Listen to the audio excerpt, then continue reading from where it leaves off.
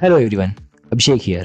In today's video, we are going to explore an efficient way to update data in Google Sheets using Make.com.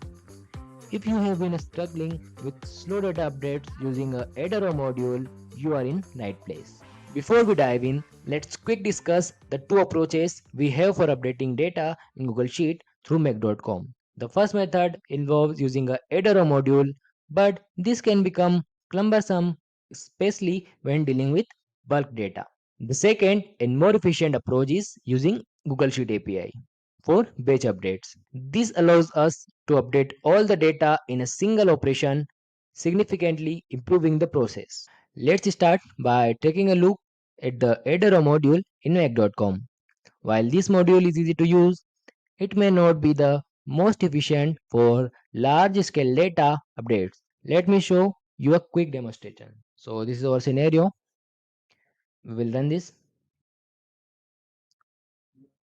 You can see our data is updated one by one in Google Sheet and our scenario is completed, and our Google Sheet module use 19 operation to complete this execution, and we will see our updated data in Google Sheet.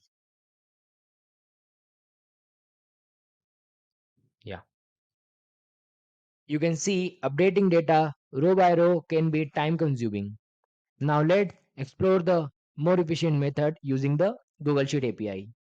To use the Google Sheet API for batch updates, you will need to set up a few things including API credential and authentication. Now I will remove this module and connect our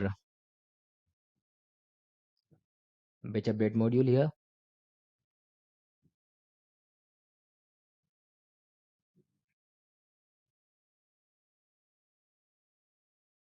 Now I will run this scenario.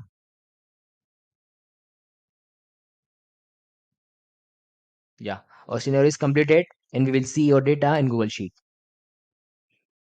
Yeah, so you can see the difference in time or all the data is updated.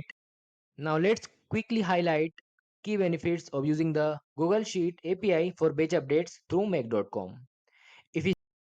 The first one is efficiency. Update all your data in one operation, reducing the processing time. The second one is scalability. Easily handle large data set without compromising performance.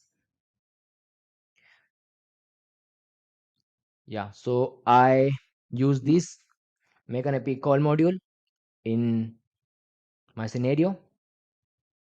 You can see all the required parameters.